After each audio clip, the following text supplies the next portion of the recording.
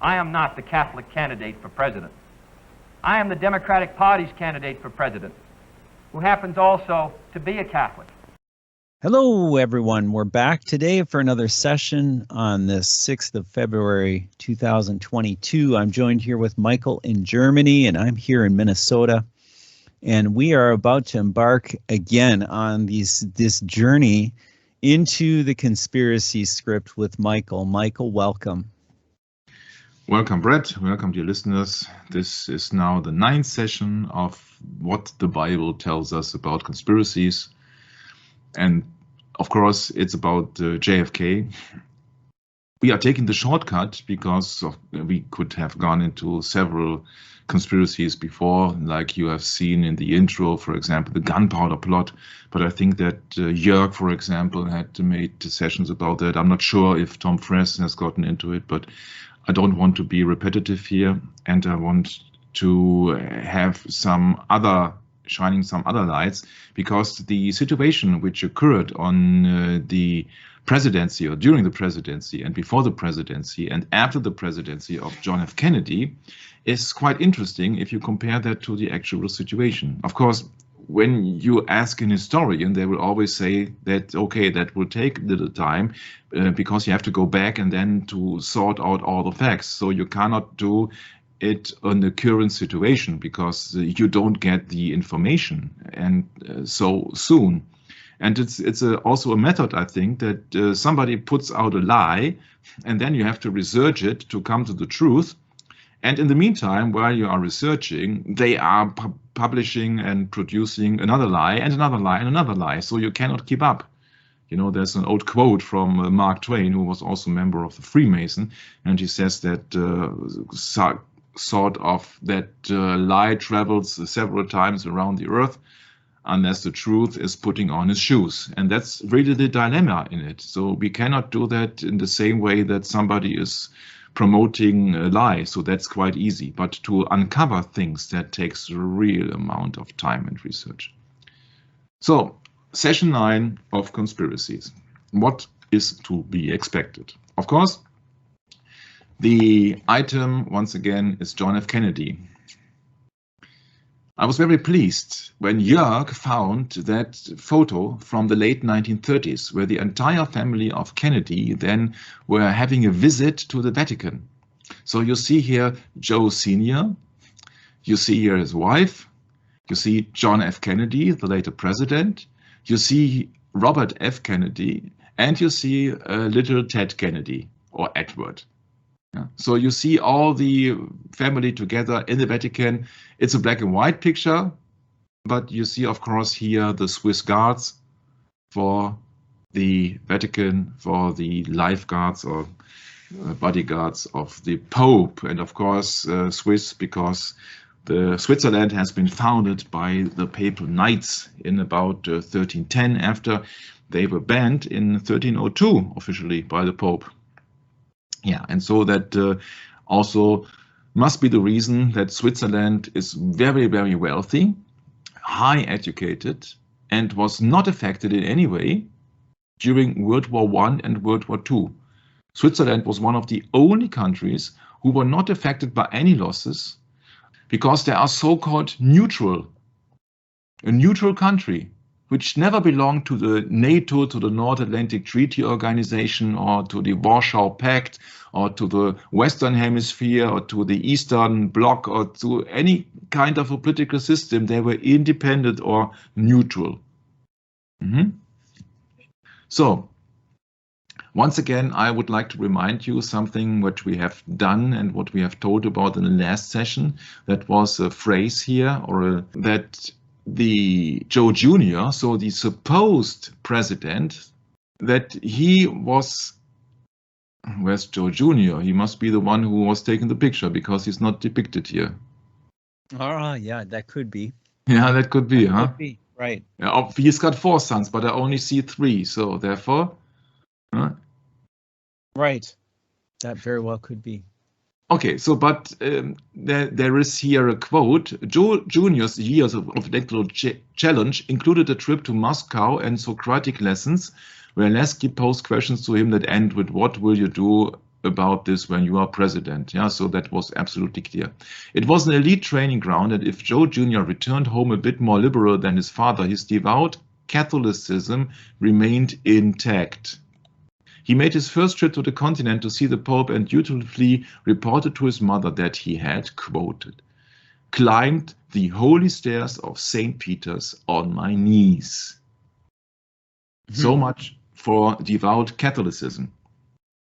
And we know that he died during a secret mission or a secret plane flight during 1944. So therefore, it was the task of becoming president was handed over to John F. Kennedy, or the short abbreviation was Jack. And that's where we are going into now. I went across a documentary. I'm looking much to documentaries because sometimes other people have other valid points. And this usualhistory.com documentary says there had been only one Catholic with the nominated for president, and that was Al Smith, the New York governor. And we have talked about that before, that he also had an Irish heritage.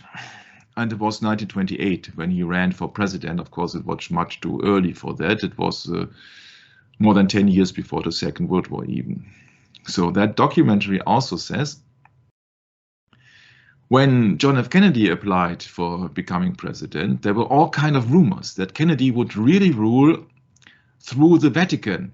Yeah, and here you see that it has been depicted here prominently. It's just a 3-minute short video that Kennedy would really rule to the Vatican. So that was the fear. That, of course, was the same fear in the discussion of 1928 with Al Smith. Yeah, but I think that's a valid point. Yeah, but he says, speaking of John F. Kennedy, that he will not accept the dictates of the Pope as a president. Yeah, that's the very quote. September the 12th, not 11, September the 12th, 1960 in Houston, Texas, once again in Texas. He says, I am not the Catholic candidate for president. You see, it is a difficult position for him coming out of an extremely devout Roman Catholic family. At the same time, applying for the highest official job in the United States. He needed the votes of both Catholic and Protestants to become the president. So I suppose that he had to make ends meet. And that's the task. You cannot serve two masters, we know that. And so therefore he had the very difficult task coming out of a Roman Catholic background with all the ties to even the Archbishop of New York, Cardinal Spellman, which was a personal friend of his father, Joe Kennedy Sr., and then to apply for the official president of the United States and telling the people that he would not accept any dictate or any interference from the papacy. Yeah, and so we are going into this very speech today because that is a very interesting document from 1960. That was the time when his father still was in charge. We know that his father was paralyzed in late 1961, if I remember correctly, but it was in December. Mm-hmm. So let's go in to this website called American Rhetoric Online Speech, John F. Kennedy, Greater Houston Ministerial Association Question and Answers. 12th of September 1916 at the Rice Hotel in Houston, Texas. This is a part of his campaign of becoming elected president. This is before he was elected, of course. So that was a very important task for John F. Kennedy. Being confronted with Protestants coming out of a Roman devout Catholic family with the background of the pressure of his father wanted him to become the first Catholic president.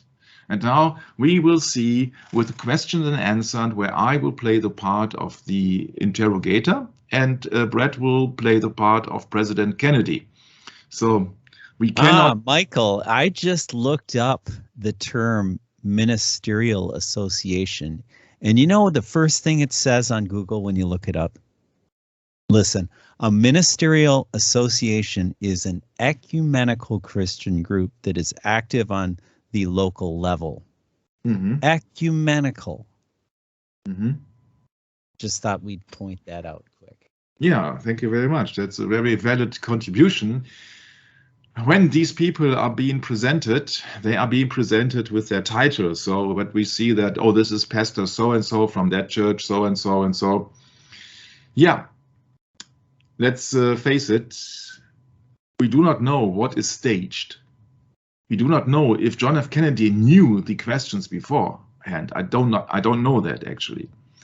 But I think that more interesting than the questions are the answers of Kennedy, because it is about his faith, where the people would like to find out if he is capable or would be capable of being the president of the United States.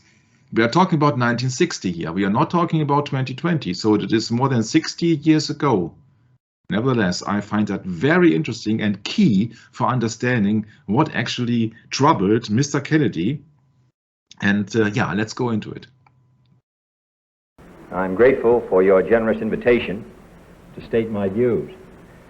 While the so-called religious issue is necessarily and properly the chief topic here tonight, I want to emphasize from the outset that I believe that we have far more critical issues in the 1960 campaign. The spread of communist influence until it now festers only 90 miles from the coast of Florida. The humiliating treatment of our president and vice president by those who no longer respect our power. The hungry children I saw in West Virginia. The old people who cannot pay their doctor's bills. The families forced to give up their farms. An America with too many slums, with too few schools, and too late to the moon and outer space. These are the real issues which should decide this campaign. And they are not religious issues. For war and hunger and ignorance and despair know no religious barrier. But because I am a Catholic, and no Catholic has ever been elected president, the real issues in this campaign have been obscured, perhaps deliberately, in some quarters less responsible than this. So it is apparently necessary for me to state once again, not what kind of church I believe in, for that should be important only to me, but what kind of America I believe in. I believe in an America where the separation of church and state is absolute, where no Catholic prelate would tell the president, should he be Catholic, how to act, and no Protestant minister would tell his parishioners for whom to vote. Where no church or church school is granted any public funds or political preference, and where no man is denied public office merely because his religion differs from the president who might appoint him or the people who might elect him. I believe in an America that is officially neither Catholic, Protestant, nor Jewish, where no public official either requests or accepts instructions on public policy from the Pope, the National Council of Churches, or any other ecclesiastical source. Where no religious body seeks to impose its will, directly or indirectly, upon the general populace or the public acts of its officials. And where religious liberty is so indivisible that an act against one church is treated as an act against all. For while this year it may be a Catholic against whom the finger of suspicion is pointed, in other years it has been, and may someday be again, a Jew, or a Quaker, or a Unitarian, or a Baptist. It was Virginia's harassment of Baptist preachers, for example, that led to Jefferson's Statute of Religious Freedom. Today I may be the victim, but tomorrow it may be you, until the whole fabric of our harmonious society is ripped apart at a time of great national peril. Finally, I believe in an America where religious intolerance will someday end, where all men and all churches are treated as equals, where every man has the same right to attend or not to attend the church of his choice, where there is no Catholic vote, no anti-Catholic vote, no block voting of any kind, and where Catholics, Protestants, and Jews, at both the lay and the pastoral levels, will refrain from those attitudes of disdain and division which have so often marred their works in the past, and promote instead the American ideal of brotherhood. That is the kind of America in which I believe, and it represents the kind of presidency in which I believe. A great office that must be neither humbled by making it the instrument of any religious group, nor tarnished by arbitrarily withholding its occupancy from the members of any one religious group. I believe in a president whose views on religion are his own private affair, neither imposed upon him by the nation, nor imposed by the nation upon him as a condition to holding that office. I would not look with favor upon a president working to subvert the First Amendment's guarantees of religious liberty, nor would our system of checks and balances permit him to do so. And neither do I look with favor upon those who would work to subvert Article 6 of the Constitution by requiring a religious test, even by indirection. For if they disagree with that safeguard, they should be openly working to repeal it. I want a chief executive whose public acts are responsible to all and obligated to none, who can attend any ceremony, service, or dinner his office may appropriately require him to fulfill, and whose fulfillment of his presidential office is not limited or conditioned by any religious oath, ritual, or obligation. This is the kind of America I believe in, and this is the kind of America I fought for in the South Pacific, and the kind my brother died for in Europe. No one suggested then that we might have a divided loyalty, that we did not believe in liberty, or that we belonged to a disloyal group that threatened, I quote, the freedoms for which our forefathers died. And in fact, this is the kind of America for which our forefathers did die, when they fled here to escape religious test oaths that denied office to members of less favored churches, when they fought for the Constitution, the Bill of Rights, the Virginia Statute of Religious Freedom, and when they fought at the shrine I visited today, the Alamo. For side by side with Bowie and Crockett died Fuentes and McCafferty and Bailey and Bedillo and Carey, but no one knows whether they were Catholics or not, for there was no religious test there. I ask you tonight to follow in that tradition, to judge me on the basis of 14 years in the Congress, on my declared stands against an ambassador to the Vatican, against unconstitutional aid to parochial schools, and against any boycott of the public schools, which I attended myself. And instead of doing this, do not judge me on the basis of these pamphlets and publications. We have all seen that carefully select quotations out of context from the statements of Catholic Church leaders, usually in other countries, frequently in other centuries, and rarely relevant to any situation here, and always omitting, of course, the statement of the American bishops in 1948, which strongly endorsed church-state separation, and which more nearly reflects the views of almost every American Catholic. I do not consider these other quotations binding upon my public acts. Why should you? But let me say, with respect to other countries, that I am wholly opposed to the state being used by any religious group, Catholic or Protestant, to compel, prohibit, or prosecute the free exercise of any other religion. And that goes for any persecution at any time by anyone in any country. And I hope that you and I condemn with equal fervor those nations which deny their presidency to Protestants and those which deny it to Catholics. And rather than cite the misdeeds of those who differ, I would also cite the record of the Catholic Church in such nations as France and Ireland, and the independence of such statesmen as de Gaulle and Adenauer. But let me stress again that these are my views. For contrary to common newspaper usage, I am not the Catholic candidate for president. I am the Democratic Party's candidate for president, who happens also to be a Catholic. I do not speak for my church on public matters, and the church does not speak for me. Whatever issue may come before me as president, if I should be elected, on birth control, divorce, censorship, gambling, or any other subject, I will make my decision in accordance with these views, in accordance with what my conscience tells me to be in the national interest, and without regard to outside religious pressure or dictates. And no power or threat of punishment could cause me to decide otherwise. But if the time should ever come, and I do not concede any conflict to be remotely possible, when my office would require me to either violate my conscience or violate the national interest, then I would resign the office, and I hope any other conscientious public servant would do likewise. But I do not intend to apologize for these views to my critics of either Catholic or Protestant faith, nor do I intend to disavow either my views or my church in order to win this election.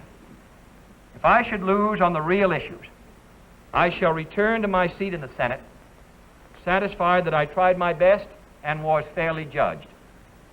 But if this election is decided on the basis that 40 million Americans lost their chance of being president on the day they were baptized, then it is the whole nation that will be the loser in the eyes of Catholics and non-Catholics around the world, in the eyes of history, and in the eyes of our own people. But if, on the other hand, I should win this election, then I shall devote every effort of mind and spirit to fulfilling the oath of the presidency, practically identical, I might add, with the oath I have taken for 14 years in the Congress. For without reservation, I can, and I quote, solemnly swear that I will faithfully execute the office of President of the United States and will, to the best of my ability, preserve, protect, and defend the Constitution, so help me God. So this is a certified session. This is also available as MP3 and it is available as a PDF. So we will not alter anything. We will tell you that in that context that Mr. Kennedy answered. So first question.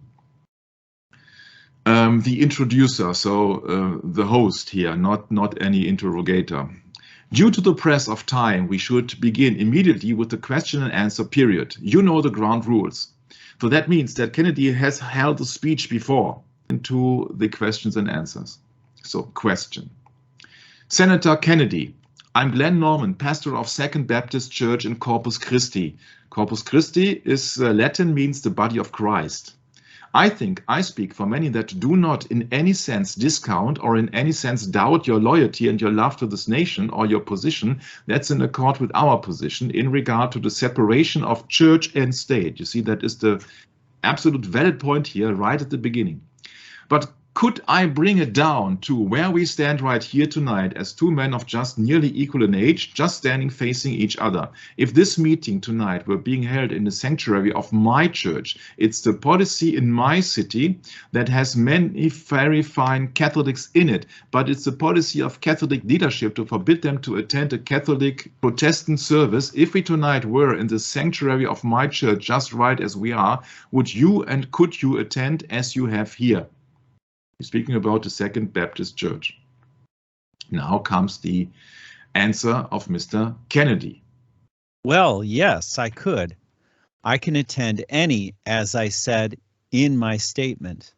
I would attend any service in the interest that had any connection with my public office, or in the case of private ceremony, weddings, funerals, and so on. Of course, I would participate and have participated.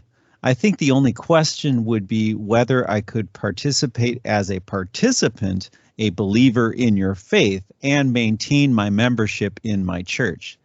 That, it seems to me, comes with the private beliefs that a Catholic might have. But as far as whether I could attend this sort of function in your church, whether as a senator or president could attend a function in your service connected with my position of office, then I could attend and would attend. So you see that is not the major deal here. He's answering very politely here. Question. Closely allied to it was the position in regard to the Chapel of the Chaplains that was dedicated and which I believe you once had accepted the invitation to attend. And then the press said, I believe that Cardinal Doughty brought pressure and you refused and did not attend. I will be delighted to explain. That seems to be a matter of great interest. I was invited in 1947 after my election to the Congress by Dr. Poling to attend a dinner to raise funds for an interfaith chapel in honor of the 4 chaplains who went down to Dorchester. This was 14 years ago. I was delighted to accept because I thought it was a useful and worthwhile cause. A few days before I was due to accept, I learned through my administrative assistant who had friends in Philadelphia 2 things. First, that I was listed, and this is in Dr. Poling's book, in which he describes the incident as the spokesman for the Catholic faith at the dinner. Charles Taft, Senator Taft's brother, was to be the spokesman for the Protestant faith. Senator Lehman was to be the spokesman for the Jewish faith. The second thing I learned was that the chapel, instead of being located as I thought it was as an interfaith chapel, was located in the basement of another church. It was not in that sense an interfaith chapel, and for the 14 years that chapel was built, there has never been a service of my church because of the physical location. I therefore informed Dr. Poling that while I would be glad to come as a citizen, in fact, many Catholics did go to the dinner, I did not feel that I had very good credentials to attend as the spokesman for the Catholic faith at the dinner to raise funds when the whole Catholic Church group in Philadelphia were not participating and because the chapel has never been blessed or consecrated. Now, I want to make it clear that my grounds for not going were private. I had no credentials to speak for the Catholic faith at a dinner for a chapel which has never, in which no Catholic service has ever been held. So that, and to this day, unfortunately, no service has been held at the present time. But I think if I may separate that, if this were a public matter, I told you, Dr. Poling, I'd be glad to go as an individual, but I could not go as a spokesman on that occasion. Senator Kennedy, Canon Rutenbar of Christ Church here in Houston. I have read this platform and the planks in it with great interest, especially in the realms of freedom. And I know that in the educational section, the right of education for each person is guaranteed or offered for a guarantee.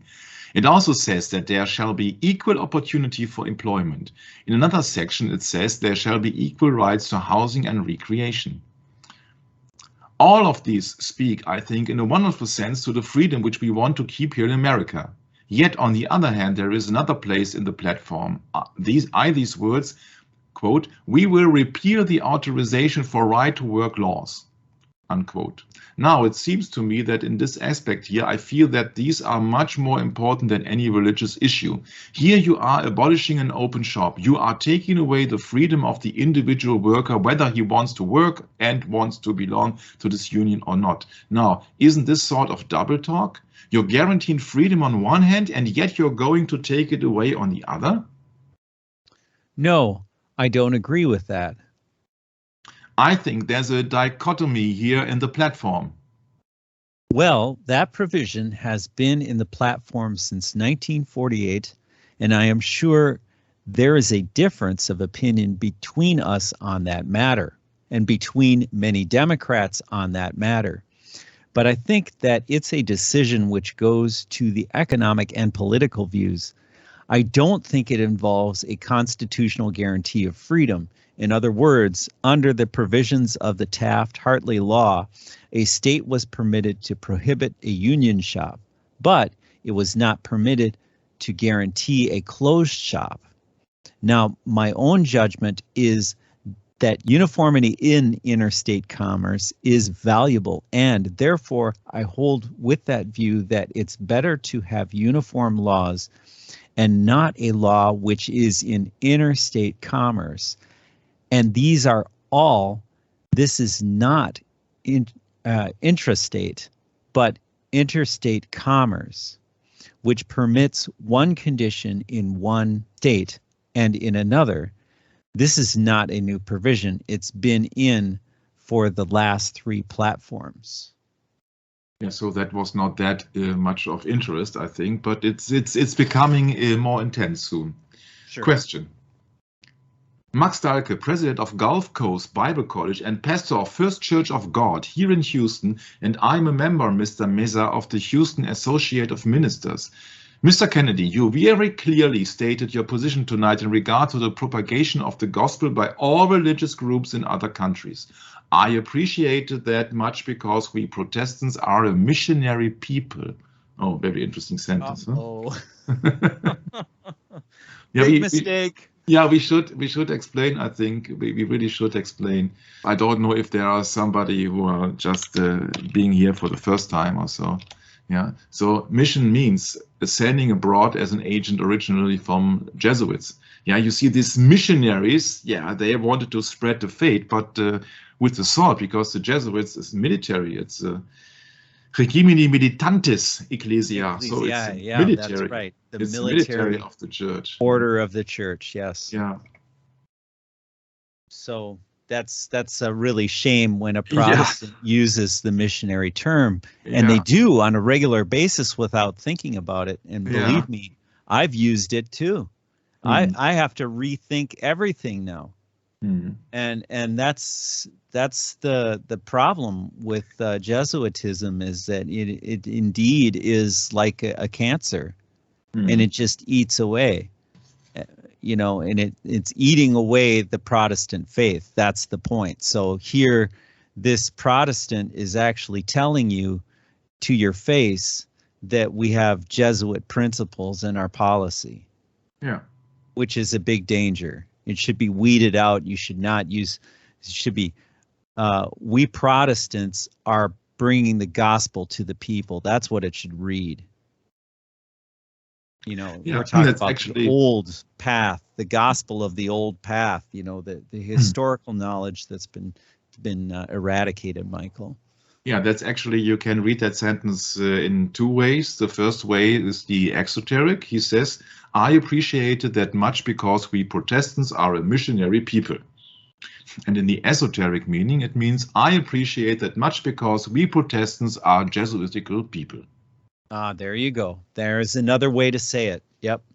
And that might seem pretty harsh for many of us that are attached to these terms, because our church uses the mission constantly. They're always going on missions. They're talking about missionary work. We're spreading the gospel. Of course, the word is older than the Jesuits. Yeah, please don't get us wrong here. Yeah, but you see, it has been used since 1590, since more than 400 years. Yeah, as a term describing agents of Jesuit. Right. Mission is not in the Bible. Let's put it that way. It's not a biblical term. Yeah, but it's not a word which has been invented by the Jesuits, I think. So that therefore, just to clear it, absolutely stated, absolutely clear, to make it absolutely clear, this word is in use as meaning as sending out Jesuitical agents to missionary the people in a Jesuitical way since 1590s. However, the question I have to ask is this: if you are elected president, will you use your influence to get the Roman Catholic countries of South America, meaning Latin America, by of course, due to the cause that in the older times, the Dominicans, for example, they had missionaries, and many other people also. You see, the Dominican Republic, has been created by Dominicans, of course.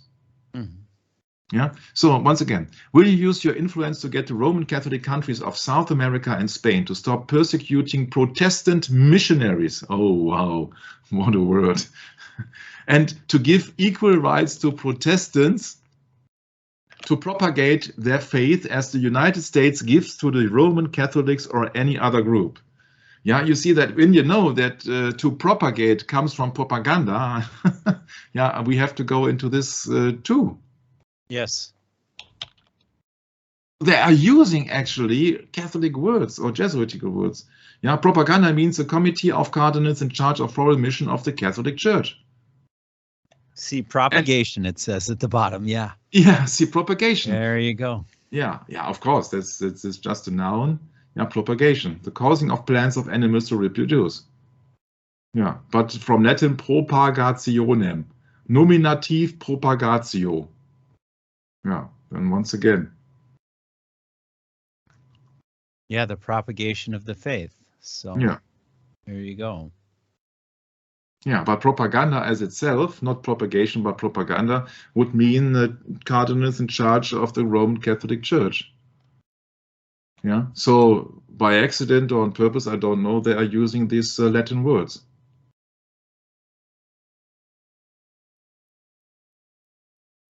Oh, isn't this interesting? Down here it reads, hence any movement or organization to propagate some practice or ideology from 1790. The modern political sense, dissemination of information intended to promote a political point of view, dates from World War I, not originally purgative and implying basis deliberate or misleading, meaning the material or information propagated to advance a cause, etc. It's from 1920. 1929. What Yeah, happened in 1929, Michael? February 11. Yeah. A Separation certain of the Vatican City State. Yeah, a certain Mussolini. Yeah. Yes. Yes. Yeah, interesting, huh? Very interesting. Very interesting. 1929. What a coincidence. Oh, there's a lot more to that one. There's a lot more to that one. So that is the question. If Mr. Kennedy would be elected president, would he use his influence to get the Roman Catholic countries of South America and Spain to stop persecuting Protestants? As well as the United States gives that service to Roman Catholics or any other group, so Jews or I don't know what. No. That now comes the answer of Senator Kennedy. I would use my influence as president of the United States to encourage the development of freedom all over the world.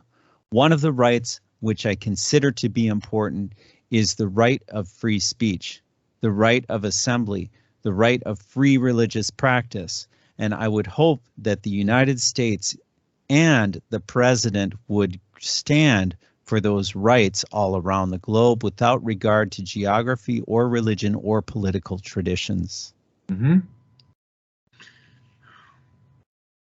could very well be that the questions were known in advance, huh?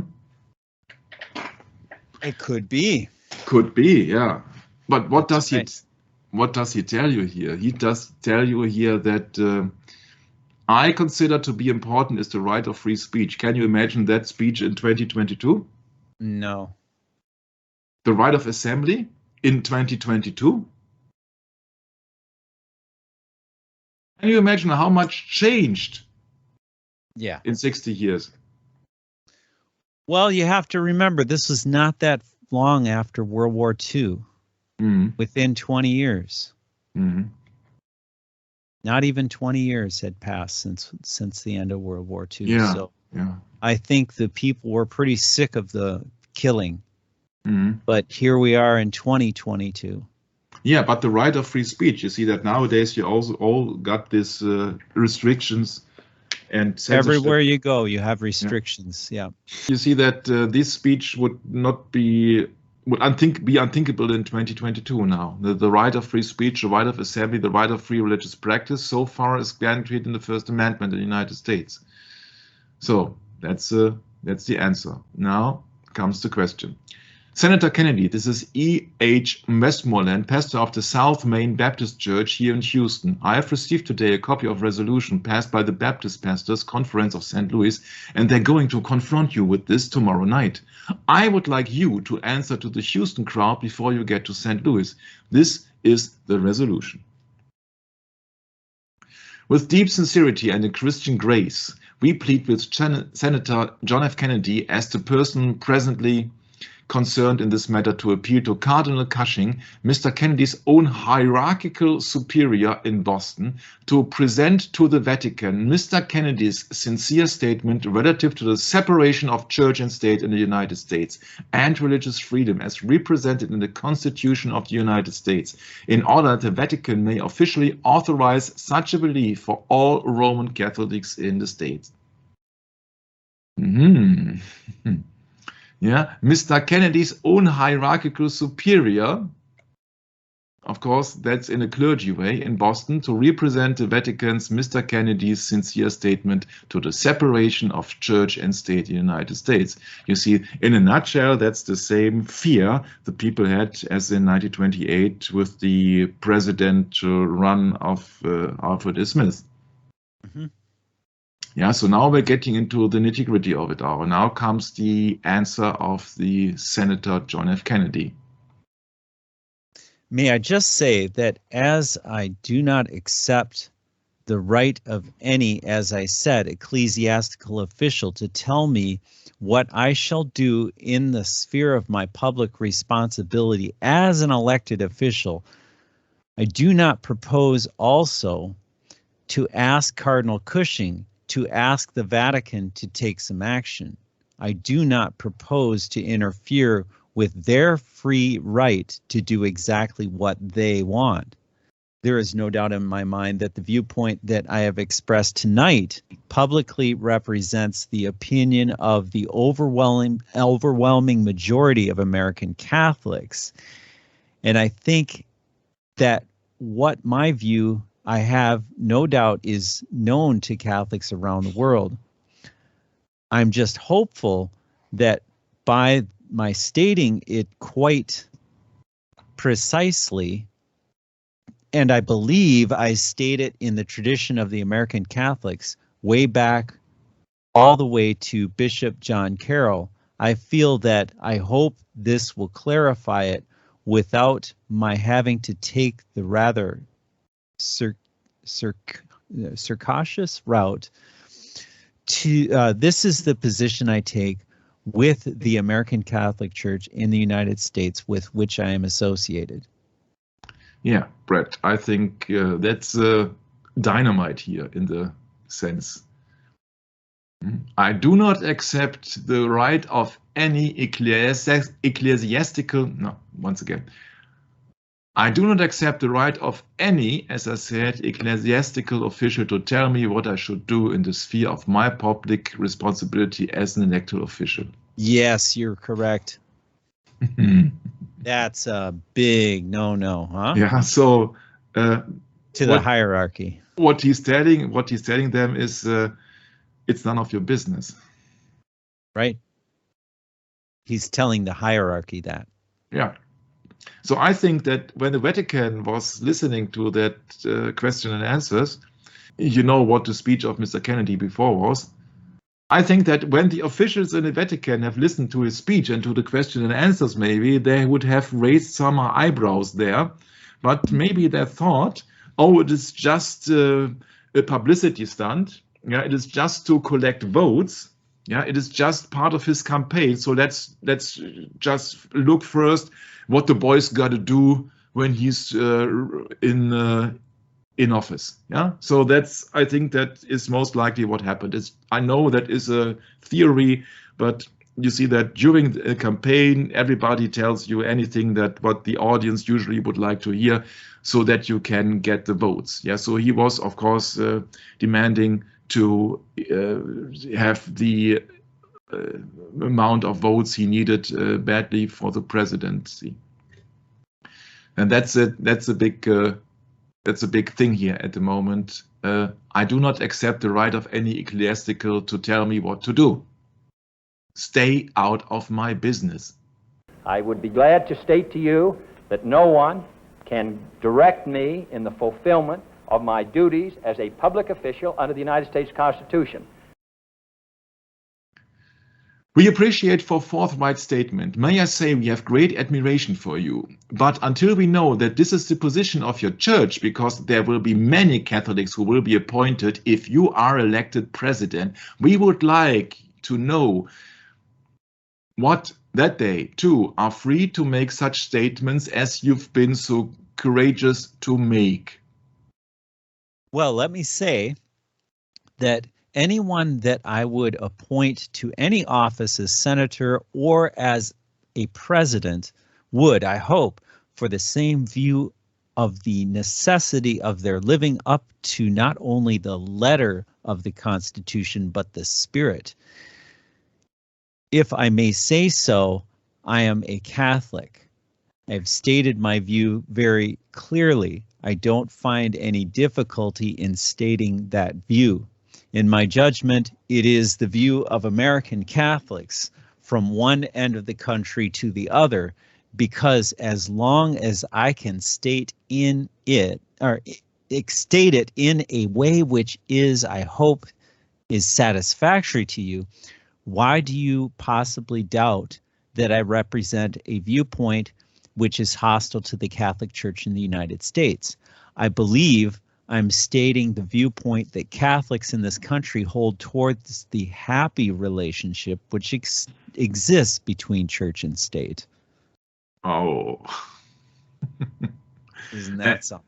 A happy relationship which exists between church and state, but not between the Roman Catholic Church and the state of the United States, if the United States would be a Protestant country. Well, let's just say, is he admitting that the United States are already a Catholic country? Then I could understand why he's talking about the happy relationship between church and state. And that can only be happy if the Roman Catholic Church is in power. Well, maybe this is an exoteric way of saying it, Michael, not an esoteric one. Or I don't know, was Kennedy ignorant of something?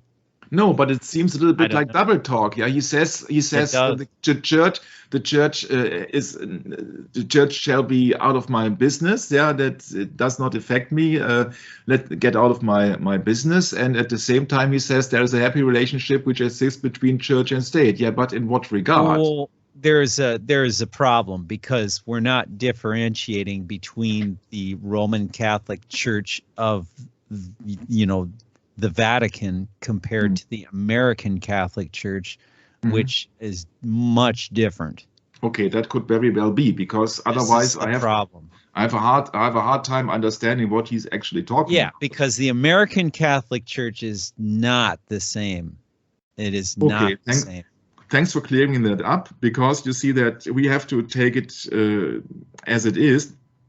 Kennedy studied politics, so he absolutely knows rhetorical things, sophistry and all the things. So he knows what he has to say without hurting anybody. Right, and right. Remember this sentence here in the center of the paragraph. In my judgment, it is the view of American Catholics. Yeah, okay.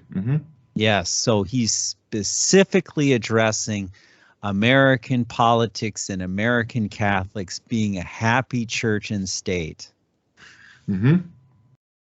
Which so thanks for clearing. Isn't necessarily true, but in his case, I guess it was. Yeah, but you see, that would suppose that the American Catholics are independent from Rome. Correct. Because it's the hierarchy nevertheless stays. So the hierarchy says that the Pope is higher than the Cardinal. Right. It's an exoteric versus esoteric thing, because on the face of it, yes, it is separate from the Church of Rome, but on the inside, it is not. Okay? Yeah, that's my point. And I think the death of Kennedy proved that. Yeah. They had to kill him because he was going too far. Therefore, I think that this interview here is key to understand what problem Mr. Kennedy faced before and during his presidency. So let's move on. Let me ask you then, sir, do you state it with the approval of the Vatican? I don't have to have approval. I don't have to have approval in that sense. I have not submitted my statement before I read it to the Vatican. I did not submit it to Cardinal Cushing. But my judgment is that Cardinal Cushing, which is the cardinal from the diocese from which or of which I am a member, would approve of this statement in the same way that he approved of the 1948 statement of the bishop. In my judgment, and I am not a student of theology, I am stating what I believe to be the position of my personal position, and also the position of the great majority of Catholics across the United States. Again, American Catholicism, not Roman. I hope that the other countries may someday enjoy the same happy relationship of a separation between church and state, whether they are in Catholic countries or in non-Catholic countries. It seems to me that I am the one that is running for the office of the presidency and not Cardinal Cushing and not anyone else. Okay, so yeah, I have to make a break. He's talking now again of the separation between church and state. I do not propose also to ask Cardinal Cushing to ask the Vatican to take some action. I do not propose to interfere with their free right to do exactly what they want. There is no doubt in my mind that the viewpoint that I have expressed,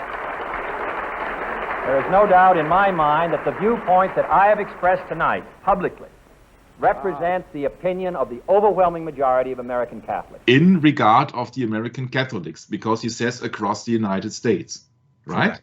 Yes. Okay, so sentence before, he says, I believe I'm stating the viewpoint that Catholics in this country are taught the happy relationship which exists between church and state. Mm-hmm. Yep.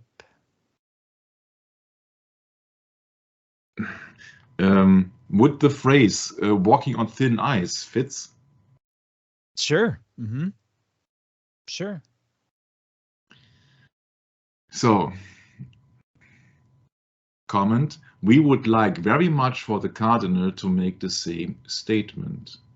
Oh, because they know the Cardinal's not going to have the same. Cardinal is not very pleased, I think, yes. I think not. Yeah. I agree with you, Michael. Mm-hmm.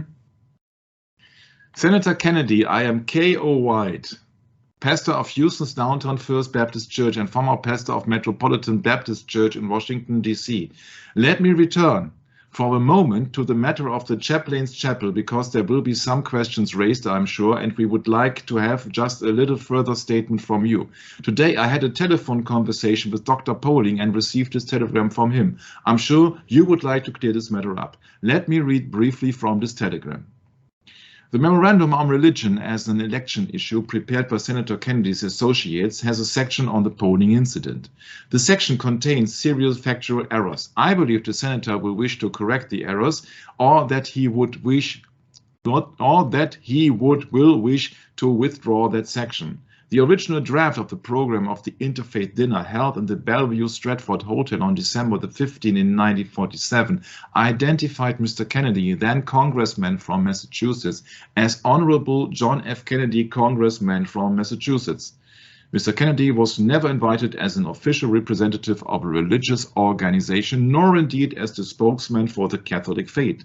No speaker on that occasion, Catholic, Jew, or Protestant, was identified by his faith. When 2 days before the dinner occasion, Mr. Kennedy cancelled his engagement, he expressed his regret and grief and stated that since His Eminence, the Cardinal, requested him not to come, he, as a loyal son of the Church, had no other alternative. Therefore, it was necessary to destroy this first program and to reprint it. Now, I will state again that the words I used are a quotation from the Reverend Poling's book, quote, Spokesman for the Catholic Faith, unquote, a book which was produced about a year ago, which first discussed this incident. Secondly, my memory of the incident is quite clear. In fact, it's as good as Reverend Polling's, because when the matter was first discussed, Reverend Polling stated that the incident took place in 1950, and it's only in the last 2 months that it had come forward that the incident took place in 1947. Thirdly, I never discussed the matter with Cardinal Doherty in my life. I've never spoken to the Cardinal. I first learned of it through Mr. Reardon, who was my administrative assistant, who knew that who a Mr. Doyle worked for the National Catholic Welfare Conference, who stated that there was a good deal of concern among many of the church people in Philadelphia because of the location of the chapel and because no service would ever be held in it because it was located in the basement of another church. It was an entirely different situation than the one that I had confronted when I first happily accepted it. Now, there were 3 speakers. Kennedy was one of them. Taft was the second. Senator Lehman was the third. I don't think I've misstated that one was supposed to speak for the Catholic faith as a spokesman in Mr. Polling's words for the one for the Protestant faith and one for the Jewish faith. Now, all I can say to you, sir, is this chapel, I was glad to accept the invitation. I did not clear the invitation with anyone. It was only when I was informed that I was speaking, and I was invited, obviously, as a serviceman, because I came from a prominent Catholic family, that I was informed that I was really there in a sense without any credentials. The chapel, as I have said, has never had a Catholic service. It is not an interfaith chapel, and therefore, for me to participate as a spokesman in the sense for the Catholic faith, I think would have been an erroneous impression. Now, I've been there 14 years. This took place in 1947. I had been in politics probably 2 months and was relatively inexperienced. I should have inquired before getting into the incident. Is this the best that can be done after 14 years? Is this the only incident that can be shown? And this was a private dinner. This was not a public dinner.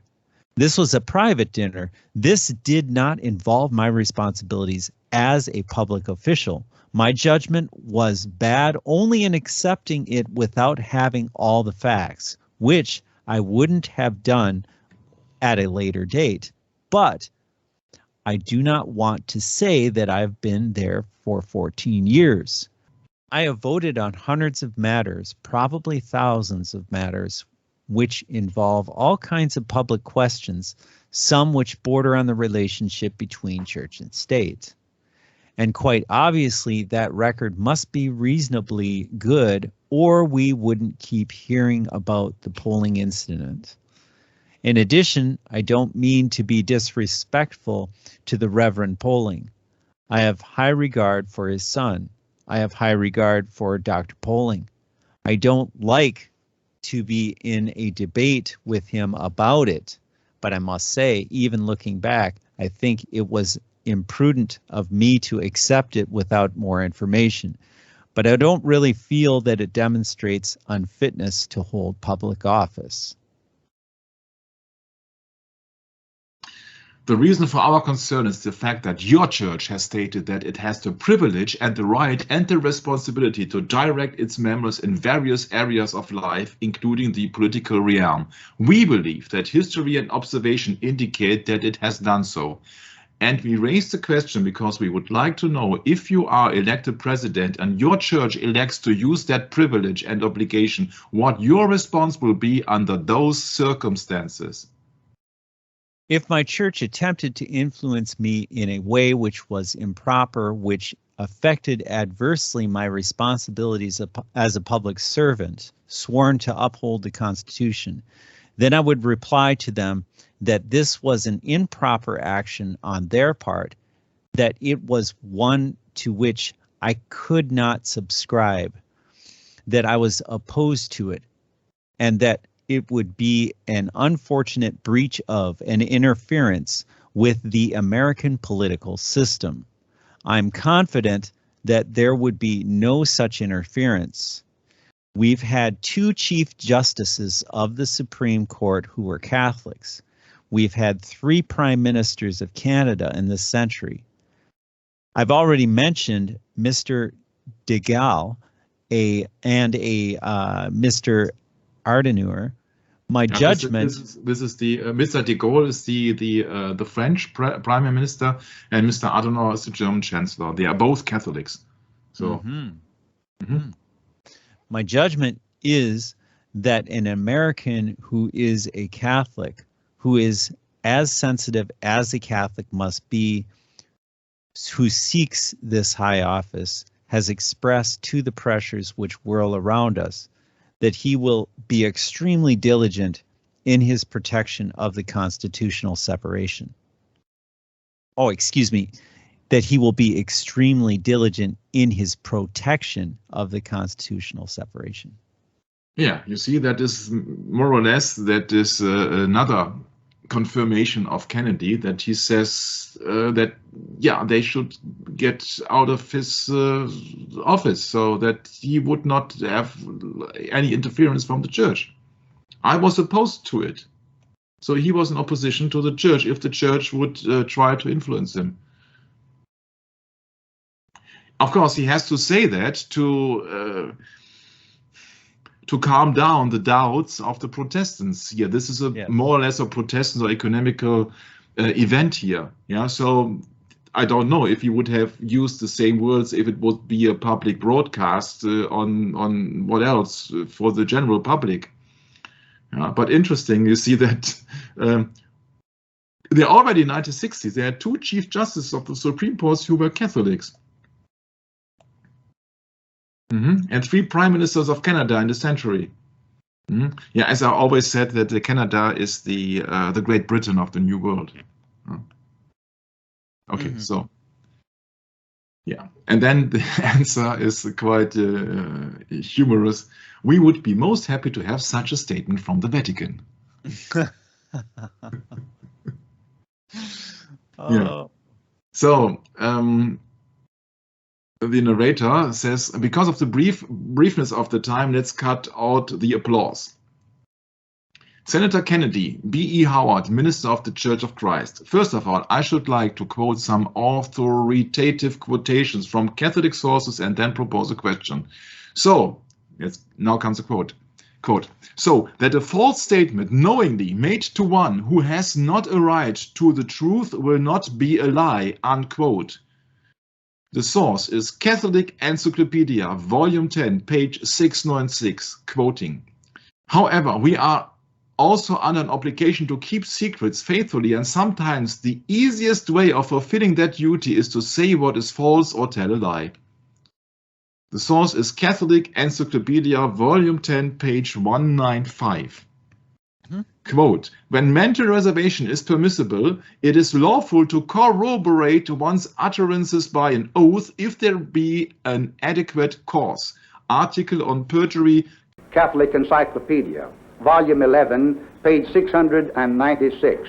Quoting again, the truth we proclaim under oath is relative and not absolute. Catholic Encyclopedia, Volume 11, page 696. Quote, the truth we proclaim under oath is relative and not absolute, unquote. Source, Explanation of Catholic Morals, page 130. And then it struck me, Brett. Yeah. Albert Einstein? Yeah. Yeah. Good point.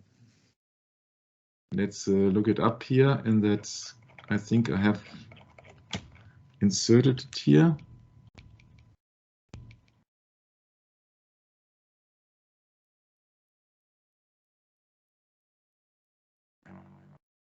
This. Let's look it up if I am correctly yet here in the line of events.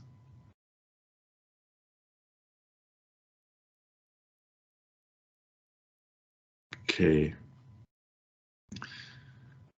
So let's go into this paper here. Mental reservation, the name applied to a doctrine which has grown out of the common Catholic teaching about lying and which is its complement. According to the common Catholic teaching, it is never allowable to tell a lie, not even to save human life. A lie is something intrinsically evil, and as evil may not be done, that good may come of it. We are never allowed to tell a lie. However, we are also under an obligation to keep secrets faithfully. What does Jesus Christ did do anything in secret? No. However, we are also under an obligation to keep secrets faithfully, and sometimes the easiest way of fulfilling that duty is to say what is false or to tell a lie. Yeah. So much for bearing false witness, huh? Yeah. Or the father of lies. Yeah, that's right. John 8:44.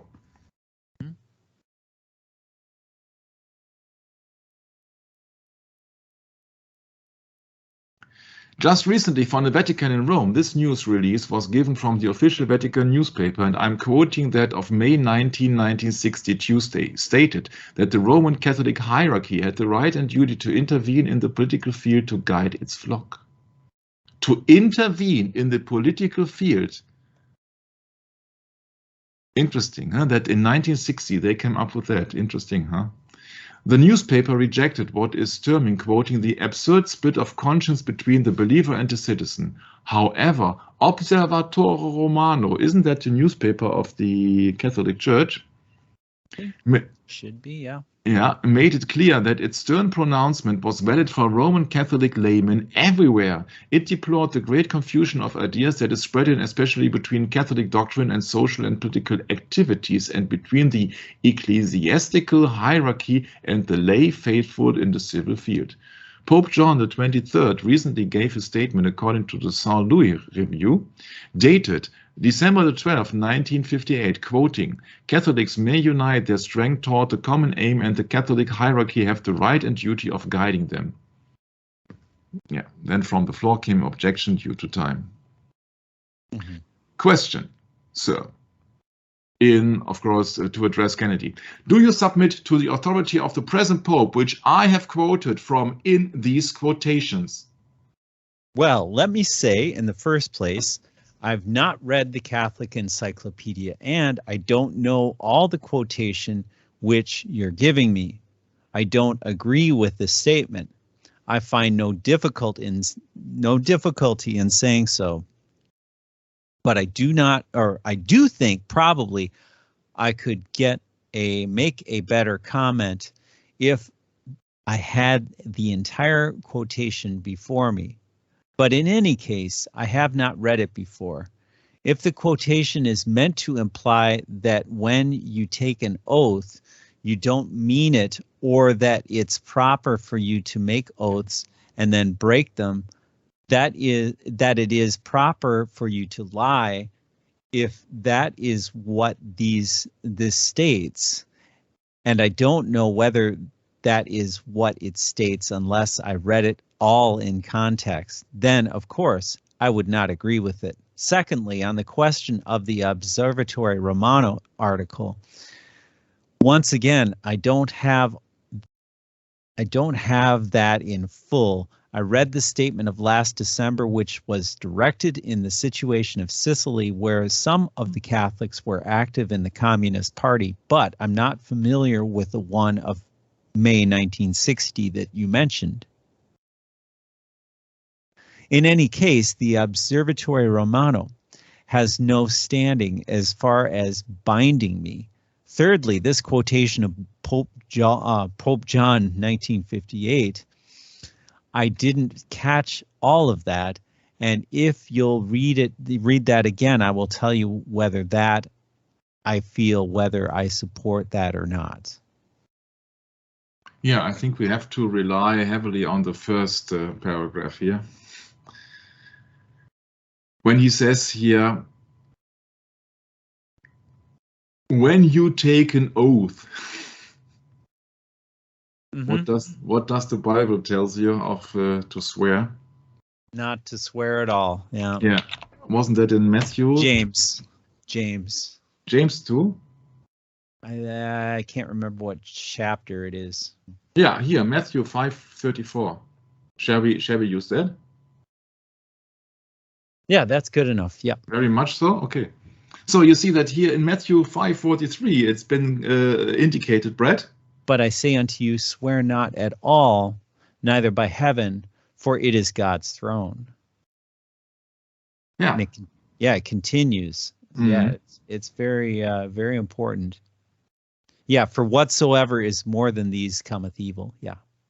Yeah, and now you see that they absolutely don't have any problem with that. It seems because they don't know that from the Bible. They don't know that from the Bible. Yeah. When you let take your an oath, yea be yea and your nay nay. That's what it said. When you take an oath, you see that they have to at the inauguration they have to take an oath, and that's absolutely not Christian. So that means that Catholics are not Christians. Or is there any way out? You see that when he's speaking here of taking an oath of his official function as a president, and it has nothing to do with the ecclesiastical oath, of course, which but as a Christian, I'm bound to the Bible, and the Bible says that we shall not swear. So it is valid for secular and ecclesiastical reasons, I'd say. That's my understanding at the moment. Mm-hmm. I don't know your position about that, Brett. No, I was just continuing to look at James here, not finding what I was looking for. But anyway, yeah, I'm sorry, Michael. I wasn't really paying attention to what you just said. I say it regards, because he's speaking of his office here. He's speaking of taking an oath. I think it is about his presidency he would like to achieve. Yeah. Sure. To take an oath. A presidential oath. Yeah. Yeah, but if I understand Matthew 5:34 properly, then Jesus Christ orders, swear not at all. So it is not only limited to secular things, but in general. But because he said neither by heaven nor by the earth. So neither in spiritual things nor in material Correct. Things. Yep. Yeah. So, okay. So then we agree on that. Oh, for sure. Yeah, church and state there, Michael. Yeah. Mm-hmm. Yeah. You know, you have heaven is church, and then throne is the state. Yeah. So that was very interesting in that context. Yes. Yeah. In another Bible quote, it's been stated, then give the emperor what the emperor's is. Can you? Render unto Caesar what's Caesar's. Caesar. Yeah. Oh, Caesar is very, very fitting here. Caesar. That's right. For me, Matthew 22 says or orders about the separation between church and state. That's my understanding. Okay, so I'm sorry, Michael. I was again looking at my other screen here. They say unto him, Caesar's, then they saith unto them, render therefore unto Caesar the things which are Caesar's, and unto God the things that are God. Or God's, actually. So this is a split between material and spiritual things. Correct. Yep. So the Bible does not speak of a state of a church, or it just says that we are bound to this material world, but we should not partake of this world. So render therefore unto Caesar the things which are Caesar's, for example, taxes, yeah? And unto God the admiration, the veneration, the things that are God's. So we should not venerate Caesar, and we should not sacrifice anything to God, especially not any material things. Yeah, not build any high altars or so, because Jesus Christ says it has been fulfilled. That's my understanding in it. But it has no correlation to the saying, to the quote of John F. Kennedy at the moment. John F. Kennedy says that an oath, when you take an oath, you don't mean it. That is I don't know whether that is status unless I have to read it in context. So yeah, he says, oh, I'm not aware of it, I have to read it in context. Yeah, so he's not taking any position of it. Yeah. So he says, I would not agree with it when the outcome of that sentence or of that chapter is that lying under oath is okay, so he does not agree with it.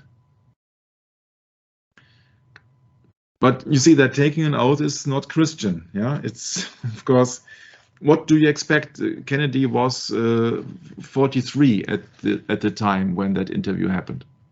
Yeah. Mm-hmm. When I was 43, I did not know many things. No, that's right. Especially when you are coming out of a devout Roman Catholic household with a very, very, very prominent father, and you have studied politics. You see that I think that your brain is tossed around. Right. Yep. Oh, for sure. So next question. Pope John the 23rd only recently stated, according to the St. Louis Review, date of December the 12th, 1958, quote, Catholics must unite their strength towards the common aim, and the Catholic hierarchy has the right and duty of guiding them. Do you subscribe to that? Well, now what I could not describe, or I couldn't describe, guiding them in what area? If you're talking about in the area of faith and morals, in the constructions of the church, I would think any Baptist minister or congregational minister has the right and the duty to try to guide his flock. If you mean that by that statement that the Pope or anyone else could bind me in the fulfillment by a statement in the fulfillment of my public duties, I say no. If that statement is intended to mean, and it's very difficult to comment on a sentence taken out of an article which I have not read, but if that is intended to imply that the hierarchy has some obligation or has an obligation to attempt to guide the members of the Catholic Church, then that may be proper. But it all depends on the previous language of what you mean by quote-unquote guide. If you mean direct or instruct on matters dealing with the organization of the faith, the details of the faith, then of course they have that obligation. If you mean that by that under that he could guide me or anyone could guide or direct me in fulfilling my public duty, then I do not agree. Yeah, so for I think the third time here, he says that, the church would stay out of his business. Next question. Thank you, sir. Then you do not agree with the Pope in that statement. You see, that is why I wanted to be careful, because that statement, it seems to me, is taken out of context that you just made to me. I could not tell you what the Pope meant unless I had the entire article. I would be glad to state to you that no one can direct me in the fulfillment of my duties as a public official under the United States Constitution. That I am directed to do to the people of the United States, sworn to do to an oath to God. Now, that is my flat statement. I would not want to go into details on a sentence that you read to me, which I may not understand completely. Yeah. Now you see the big problem here. In my humble opinion, I don't know how you see that, but he says, no one can direct me in the fulfillment of my duties as a public official. No one is including the Pope. Correct. And then he says, sworn to do to an oath to God. To which God? I think that in 1960, when he saw that, I think he was a devout Roman Catholic, and he wanted to please maybe the Protestant or ecumenical audience there. But to an oath to God, well, he studied politics, not the Bible. That is so clear when you listen to him. He says this politely, but he says this now he's confirming it for the third time, so that everybody is aware of that he is not a puppet of the Vatican. Or do you have any remarks on that? No, let's keep going. Question: I understand you didn't explain anything. Gentlemen, we have time. We have time for one more question, if it can be handled briefly. Senator Kennedy, I'm Robert McLaren from Westminster Presbyterian Church here in Houston. You have been quite clear, and I think laudably so, on this matter of the separation of church and state, and you have answered very graciously the many questions that have come up around it. There is one question, however, which seems to be quite relevant, and this relates to your statement that if you found by some remote possibility a real conflict between your oath of office as president, that you would resign that office if it were in real conflict with your church. No, I said with my conscience. With your conscience. In the syllabus of errors of Pope Leo IX, in which the Catholic Encyclopedia states is still binding, although it's from a different century, is still binding upon all Catholics, there are three very specific things which are denounced, including the separation of state and church, the freedom of the freedom of religion other than Catholic to propagate themselves, and the freedom of conscience. Do you still feel these being binding upon you, that you hold your oath of office above your allegiance to the Pope on these issues? Well, let's go through the issues, because I don't think there's a conflict on these three issues. The first issue, as I understand it, was on the relationship between the Catholics and the state and the other faiths. Was that the... Oh, no, okay. No, the separation of church and state he explicitly considers in error. We're talking about the syllabus of error here. Correct. Once again, the separation of church and state, the Pope explicitly considers in error, or an error. Is it an error or in error? An error, I think so. Okay. I support that. In my judgment, the American Bishop's Statement of 1948 clearly supported it. That, in my judgment, is the view held by Catholics in this country. They support the constitutional separation of church and state, and they are not in error in that regard. Yeah, and that means that he's regarding the judgment of the American bishops of the statement of 1948 higher than the Pope's authority in the syllabus of errors. Correct. So that he's placing the American Catholic Church higher than the Roman Catholic Church. Question: the second was the right of religions other than Roman Catholic to propagate themselves. I think that they should be permitted to propagate themselves, any faith, without any limitation by the power of the state or encouragement by the power of the state. What's the third one? The third was the freedom of conscience in matters of religion, and this also in point 46, I believe it is, extends to the freedom of the mind in the realms of science. This is part... Yes, well, I believe in freedom of conscience. Let me just, I guess our time is coming to an end, but I believe in it. let me say finally that I am delighted to come here today. I don't want anyone to think, because they interrogate me on this very important question, that I regard that as unfair questions or unreasonable, or somebody who is concerned about the matter or is prejudiced or bigoted. I think this fight for religious freedom is basic in the establishment of the American system, and therefore any candidate for the office, I think, should submit himself to the questions of any reasonable man. My only objection would be, my only limit to that would be, if somebody said, regardless of Senator Kennedy's position, regardless of how much evidence he's given, that what he says he means, I still wouldn't vote for him because he is a member of that church. I would consider that unreasonable.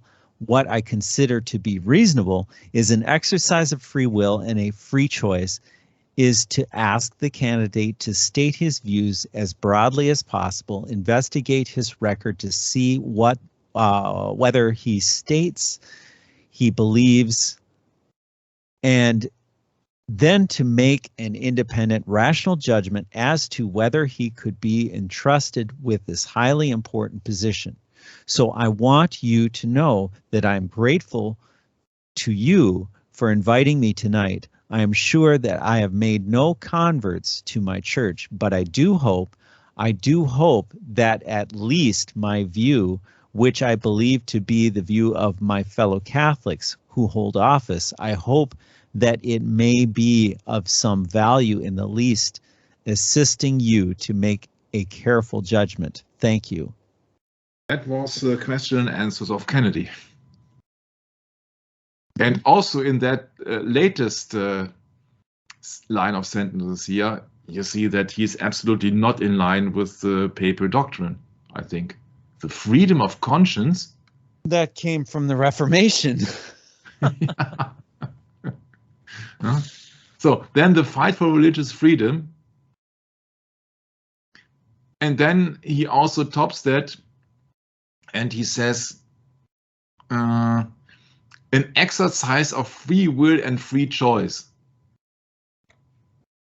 Okay, not talking about free will, because we know that free will actually not exists when God is always in control, but free will and free choice, and together with this start here with the religious freedom, I think to come to an end on this Q&A session here, freedom of conscience and the separation between church and state, and he did not want to have any interference from the church in his matters.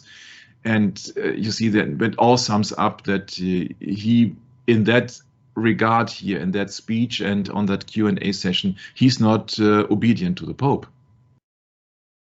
These are not answers from a devout Catholic. Yeah. That's my summation of it. But you see that also is the topic of his speech, actually. It's not only the Q&A. 1960, before he was elected president, here you see a picture of the first year of the presidential candidates to attend the Alfred A. Smith dinner. The first year, a Catholic candidate on a Catholic dinner. And you see in the background, no one else but Francis Cardinal Spellman, the so-called friend of JFK's father. And on the right side, of course, is Richard Nixon. And it's the same all over again.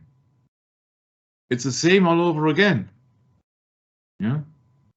Either it is Bush and Al Gore, or it's Obama and McCain, I think it was. Oh, it is Trump and Hillary. Yeah. The laughing guy in the middle, he's the one on top. Mm-hmm. The cardinal or archbishop, you said, yeah. Yeah. Cardinal Timothy Dolan. Yeah, you see this as interchangeable, but the hierarchy stays the same. Yeah, it's a Catholic dinner, and they're all attending a Catholic dinner. Obama attends a Catholic dinner. Kennedy attends a Catholic dinner. Okay, that's no big deal. Clinton, Trump, all having a nice dinner. Yeah. The first dinner was held in 1946 by Cardinal Francis Spellman in honor to the memory of Alfred A. Smith. So the church was supporting a political candidate. What about the separation of church and state? Yeah, and the first pair were The first pair was John F. Kennedy and Richard Nixon, the first pair of candidates to elected election year. And I would like to close it down with that picture here, that you really see that there is an influence of the church even in 1960. And I think that the speech or the Q&A of Mr. John F. Kennedy got him in big trouble afterwards.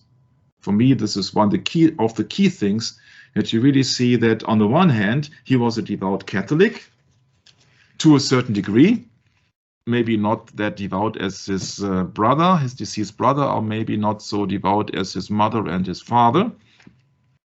And on the other hand, he has the obligation to serve the state according to the Constitution. And that's a very big split. So I think that John F. Kennedy was sitting between all chairs, that we have a saying here in German. I don't know if there is an appropriate saying in American English. But yeah, you can only serve one master. You can only serve God or the mammon. And so that when he believes in freedom of conscience, I think that was a big no-no from the church, who appears here with a cape. And with the cape, you can also see that as a kind of wings. Yeah, I don't have to say what that symbolism stands for. Yeah, also Dracula comes into flying as a bat when he's approaching people to bite them. But I'm not comparing Mr. Spellman to a bat. Okay, so that's for me today, or that's for us today. Handing it over to my beloved brother Brad. Thanks for having us, and I'm signing off. Hope to see you next time when we go further into the presidency of the Democratic Party candidate and not the Catholic candidate for presidency, John F. Kennedy. Thank you very much, and Maranatha. Yeah, thank you, Michael. I think it's very interesting to go into these speeches and dig deeper into the roots of what really did happen back then, and how was this coming about. And yeah, really looking forward to the next session in the realm of conspiracy, which we certainly see today, Michael, as a very active principle at work in the world. So hope to catch up with you next time. God willing, Maranatha.